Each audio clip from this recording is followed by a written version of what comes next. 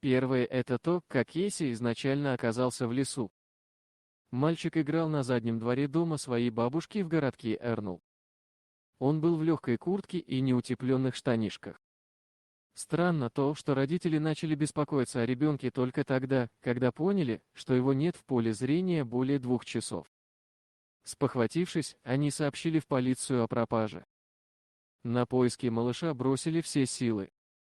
Сотни волонтеров вызвались прочесывать лес вместе с родными Кейси. Власти привлекли к операции вертолеты и дроны, сотрудников ФБР, спасателей с собаками и даже команду водолазов. Откровенно говоря, прогнозы были самые мрачные. Мороз, ветер и темнота ночи. Найти мальчика живым и здоровым казалось чудом даже самым отважным спасателям. Несовпадение номер 2. После 2 дней поисковой операции Кейси обнаружили в чаще кустарника на небольшом острове, куда ребенок просто не мог добраться самостоятельно. Чтобы достать его оттуда, спасатели перемещались по воде. Мужчинам пришлось погрузиться в ледяную реку на 66 сантиметров, уровень воды был им по грудь. Такая глубина скрыла бы 3-летнего ребенка с головой. Маленький Хэтэуэй, разумеется, промок, замерз и был напуган. Однако ни ран, ни обморожения у него не было. Его нашли по звуку, малыш плакал. Когда его доставали из кустарника, он сказал, что хочет пить и к маме. Ну и, конечно, несовпадение номер 3. Со слов ребенка, согрел его и спас большой черный медведь. Кейси рассказал, что подружился со зверем и только благодаря ему остался жив и здоров. Звучит как безумие, однако эту версию не отвергают и даже рассматривают как достоверную. Возможно, мальчик выдумал историю.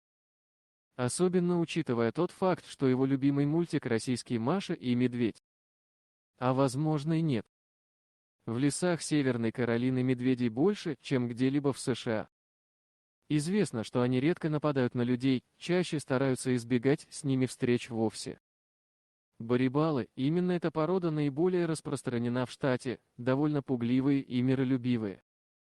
При этом их размеры не могут не внушать страх и ужас. Самец достигает 2 метров в высоту и весит около 350 килограммов. Сам Бог послал ему друга. Бог добр. Чудеса случаются, приводит The Guardian слова тети Кейси, Брианны Хэтэуэй.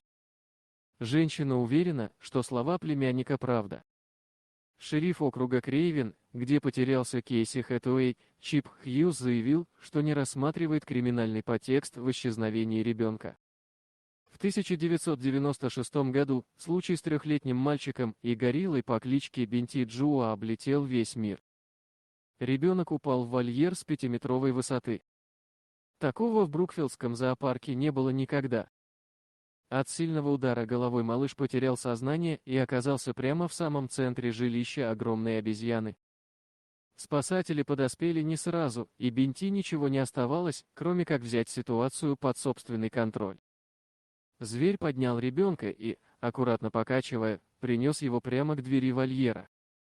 Там малыша уже подхватили сотрудники зоопарка и приехавшая бригада врачей. В 2005 году злоумышленники похитили 12-летнюю девочку в Кении. В этой стране до сих пор процветает торговля людьми и каннибализм. По всей видимости, малышку хотели продать в сексуальное рабство. Пока преступники удерживали ребенка, на бунгало напала стая львов. Подонки скрылись, оставив девочку на растерзание 3 хищникам. Однако львы не тронули ребенка. Более того, были с ней, пока ее не обнаружила полиция. Еще одна история произошла в 2008 году в городе Денвер, штат Колорадо. Там попугай по кличке Вилли спас жизнь 2-летней девочки по имени Ханна. Когда няня вышла в туалет, малышка подавилась за завтраком и начала задыхаться. Удушье было настолько сильным, что ребенок не мог издать и звука. Вилли понял, что ситуация на грани бедствия, и поднял такой вопль, что слышно было даже в соседних домах. Птица била крыльями и кричала «Мама, бэйби!». Когда перепуганная няня прибежала на место происшествия, Ханна уже была синего цвета. Все кончилось благополучно, ребенка спасли, а Билли наградили почетной премией Красного Креста. Известны также случаи, когда домашние животные спасали хозяев от пожаров, наводнений, сердечных приступов и даже диабетической комы.